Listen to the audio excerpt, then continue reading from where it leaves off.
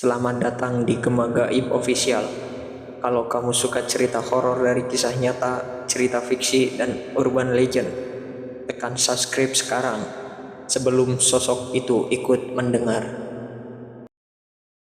Waktu itu aku masih kecil, umur sekitar 6 tahun. Umur segitu yang ada di pikiranku cuma main, main, dan main.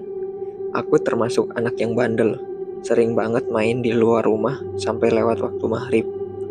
Padahal orang tuaku udah sering ngingetin, kalau maghrib pulang nanti ketemu setan, katanya.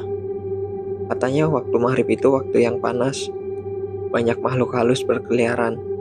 Tapi namanya juga anak kecil, dibilangin begitu malah bikin penasaran. Aku gak begitu peduli selama masih bisa main sama teman-teman di sekitar rumah. Aku anggap gak ada masalah. Sore itu langit mulai gelap. Awalnya cuma mendung, tapi tiba-tiba angin kencang berhembus, bikin dedaunan bergoyang. Udara mendadak dingin, seperti ada hawa aneh yang gak biasa. Dari jauh, suara azan maghrib dari musola kecil dekat rumah sudah terdengar. Merdu, tapi entah kenapa kali itu rasanya agak berbeda. Lebih sendu, seperti datang dari tempat yang jauh sekali. Teman-temanku satu persatu pamit pulang, tinggal aku sendirian di gang kecil dekat rumah. Aku pun memutuskan pulang karena suasana sudah mulai bikin gak nyaman. Rumahku waktu itu punya halaman belakang yang cukup luas. Di bagian paling ujung halaman, agak dekat pagar bambu, ada sebuah sumur tua. Sumur itu jarang dipakai untuk menimba air, karena kami sudah pakai pompa listrik. Tapi sumur itu tetap ada di sana, berdiri sunyi di bawah naungan pohon kelapa dan beberapa semak liar yang tumbuh mengelilinginya. Aku ingat betul, sejak kecil aku udah sering dengar cerita kalau sumur itu angker. Katanya ada yang pernah lihat sosok perempuan berambut panjang berdiri di tepinya tengah malam. Tapi aku gak pernah benar-benar percaya. Waktu itu aku ingat sandal jepitku tadi sore kulepas di dekat sumur. Jadi sebelum masuk rumah, aku mampir sebentar untuk mengambilnya. Langkah kakiku pelan-pelan mendekat. Udara di sekitar sumur itu terasa lebih dingin dibanding bagian lain halaman. Daun kelapa di atas kepalaku berderik pelan tertiup angin. Dari sela semak ada suara seperti ranting patah. Aku berusaha gak memikirkan yang aneh-aneh. Sampai di tepi sumur, aku jongkok untuk mengambil sandal yang tergeletak di dekat bibirnya. Air sumur terlihat hitam pekat dari atas, memantulkan sedikit cahaya dari lampu belakang rumah. Di dalamnya terdengar bunyi tetesan air yang jatuh entah dari mana. Plok, plok, plok. Suasana sunyi sekali, cuma terdengar suara serangga malam dan desiran angin. Aku sudah memegang sandal dan bersiap berdiri ketika tiba-tiba dari arah sumur terdengar suara perempuan. Suaranya pelan tapi jelas, berat, serak, dan menyeramkan. Seperti suara seorang yang tenggorokannya dipenuhi pasir. Ucapannya pendek, hanya 3 kata, tapi cukup untuk membuat seluruh tubuhku merinding. Ayo, main lagi. Nadanya pelan, tapi entah kenapa suara terasa dekat sekali, seperti berbisik tepat di telingaku. Aku langsung berhenti bergerak, tubuhku kaku, bulu kuduk berdiri. Suara itu aneh, kayak gak wajar. Bukan suara anak-anak yang ngajak main, bukan juga suara ibu. Lebih mirip suara orang tua, tapi ada gema anehnya. Seolah datang dari dalam sumur yang dalam sekali. Jantungku berdetuk kencang. Aku menoleh pelan ke arah sumur, mencoba mencari apakah ada orang di sekitarnya. Tapi tidak ada siapa-siapa. Hanya gelap pekat di dalam lubang sumur itu. Seperti mulut besar yang siap menelan apapun yang jatuh ke dalamnya. Rasanya kakiku seperti menempel di tanah. Tapi naluri membuatku memaksa untuk bergerak. Aku pura-pura gak dengar, pura-pura gak ada apa-apa. Aku langsung berdiri dan berjalan cepat meninggalkan sumur. Tapi baru beberapa langkah, angin kembali berhembus kencang. membuat dedaunan berdesir keras, dan aku bersumpah, aku mendengar suara itu lagi. Kali ini lebih jelas dan sedikit memanjang. "Ayo, main lagi." Nada bicaranya lambat, menekan setiap kata, seolah benar-benar ingin aku kembali. Aku gak berani menoleh. Aku langsung lari menuju pintu belakang rumah, sendal di tangan, nafas tersenggal. Begitu masuk rumah, aku langsung mengunci pintu dan duduk di lantai dapur, mencoba menenangkan diri.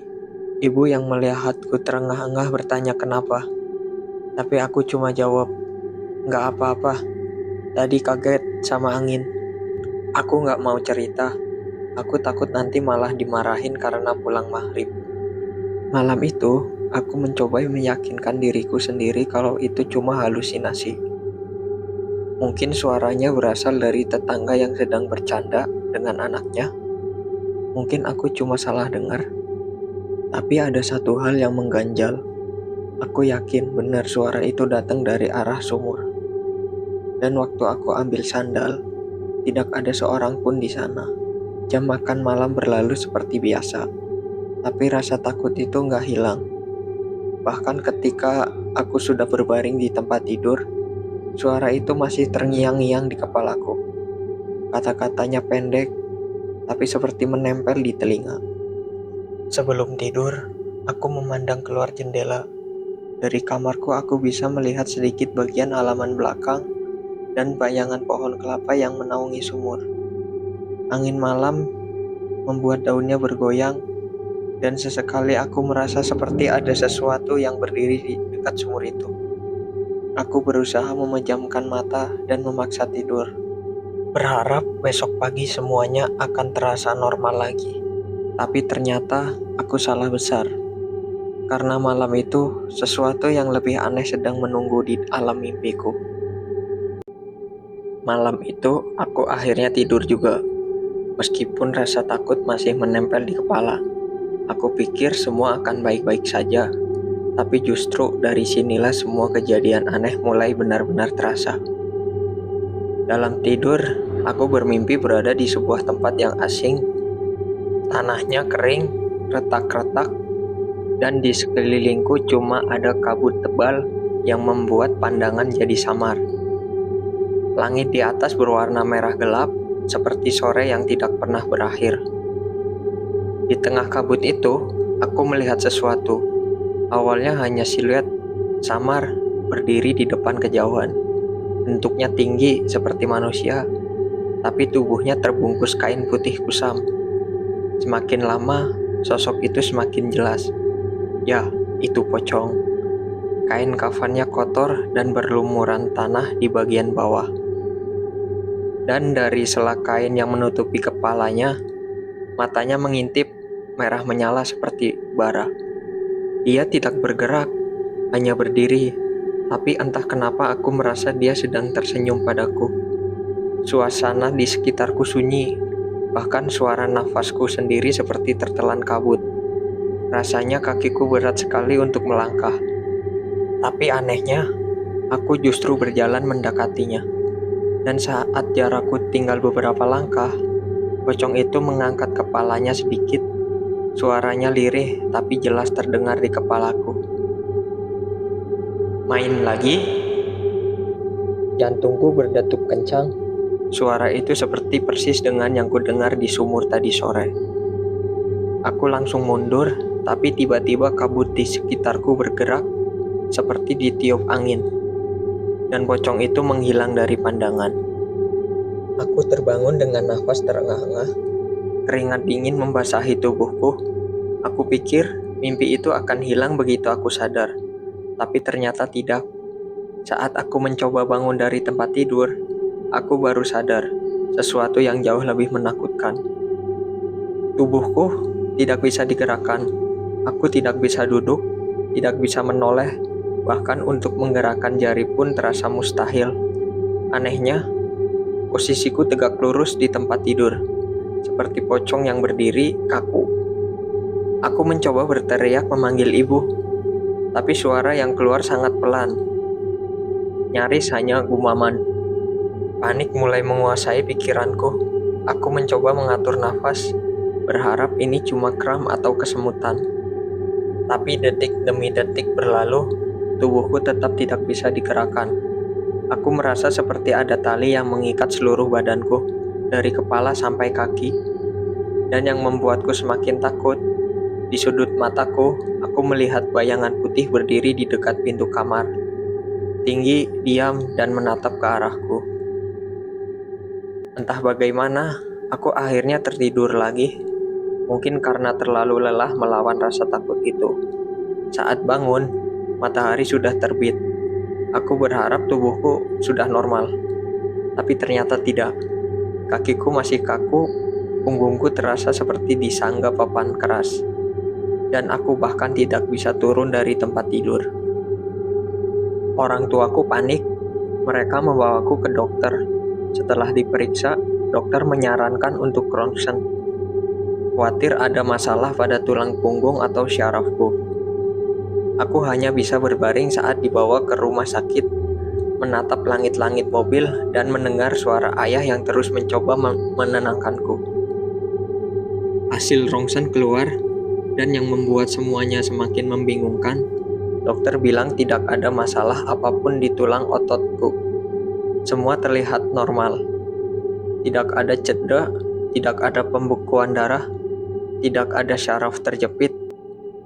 Secara medis, anak ini sehat, kata dokter sambil menggeleng. Tapi kalau memang sehat, kenapa aku tidak bisa berdiri atau duduk? Hari itu, aku kembali dibawa pulang, dan sejak saat itu, setiap malam, mimpi yang sama terus terulang.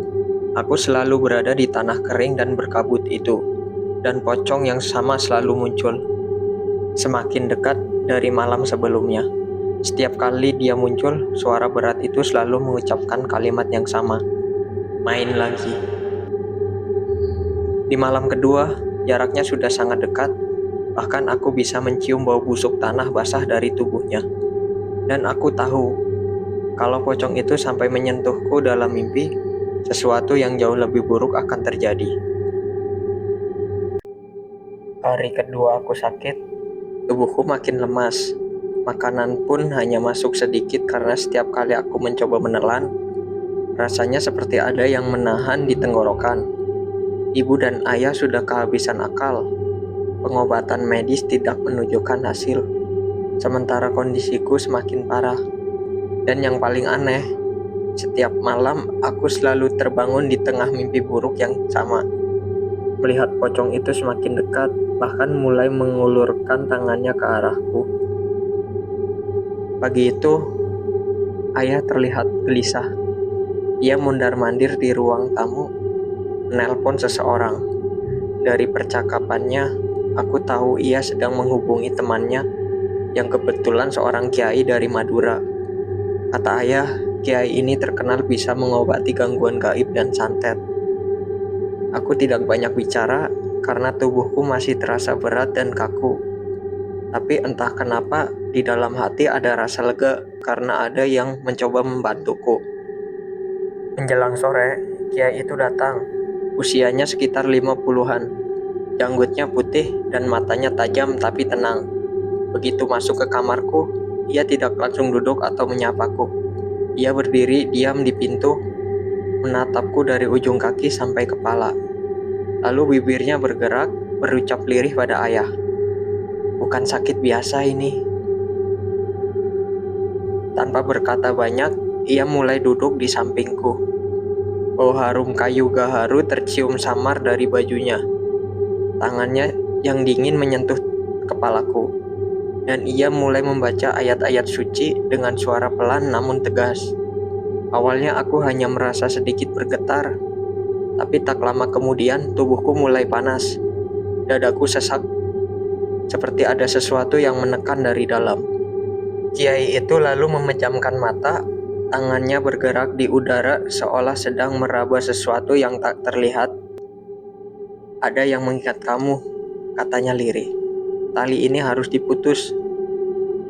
Aku tidak mengerti maksudnya, tapi saat ia menggerakkan tangannya seperti menarik sesuatu dari bagian punggungku, Aku merasa nyeri yang luar biasa, seolah ada kawat berduri yang ditarik dari tulangku. Lalu, sesuatu jatuh di lantai. Aku dan keluargaku terkejut. Itu sebuah paku, besi kecil berwarna hitam, ujungnya tumpul tapi terlihat berkarat. Kiai itu terus melanjutkan, menarik satu persatu tali tak kasat mata dari tubuhku. Dan setiap kali ia menarik, selalu ada paku yang keluar. Kadang dari punggung, kadang dari lengan, bahkan sekali dari bagian perutku. Rasanya sakit, tapi bersamaan dengan itu, tubuhku terasa sedikit lebih ringan. Proses itu berlangsung lama. Setiap paku yang keluar membuatku ingin menjerit, tapi suara bacaan doa kiai membuatku tetap bertahan. Ibu berdiri di dekat pintu, menutup mulutnya karena shock. Sementara ayah menggenggam tanganku erat-erat. Akhirnya, paku terakhir keluar. Kiai memegangnya, lalu meletakkannya di lantai bersama yang lain. Aku menghitungnya, ada 12 paku. Kiai berkata, jumlahnya sesuai dengan hari kamu sakit. Setiap hari satu paku ditanam, supaya tubuhmu semakin lemah sampai akhirnya kamu tidak kembali. Mendengar itu, darahku serasa berhenti mengalir. Jadi selama ini, aku memang sengaja dibuat sakit oleh seseorang. Kiai melanjutkan bacaannya, lalu mengusap wajahku dengan air doa yang dibawanya. Seketika tubuhku terasa ringan sekali. Kaku yang menahanku selama 2 hari itu hilang, dan untuk pertama kalinya aku bisa duduk lagi. Aku menangis, bukan hanya karena lega, tapi juga karena rasa takut yang bercampur bingung. Siapa yang tega melakukan ini padaku? Saat itu juga Kiai menjawab pertanyaan yang belum sempat aku ucapkan. Yang mengirim ini bukan orang jauh. Dia dekat dengan keluarga ini, bahkan sering berinteraksi dengan ibumu. Ibu terdiam, wajahnya pucat, matanya berkaca-kaca, seolah dia sudah bisa menebak siapa yang dimaksud. Tapi malam itu tidak ada yang berani menyebut nama. Kami hanya tahu, mulai saat itu aku harus lebih hati-hati. Sejak kejadian itu, aku tidak pernah lagi main di luar saat maghrib. Dan setiap kali aku melihat sumur tua di belakang rumah, aku selalu merasakan bulu kuduku berdiri. Bagi orang lain mungkin itu hanya sumur biasa, tapi bagiku itu adalah tempat di mana segalanya bermula. Tempat di mana suara itu pertama kali memanggilku untuk main lagi. Itu tadi cerita malam ini. Gimana menurut kalian? Kalau kalian pernah ngalamin kejadian horor atau punya cerita mistis yang gak bisa dilupain, kirim ceritanya ke kami. Siapa tahu cerita kalian yang akan dibacakan di sini. Jangan lupa klik like, share ke teman kalian yang berani, dan subscribe supaya gak ketinggalan kisah horor berikutnya. Sampai ketemu di cerita selanjutnya, kalau berani.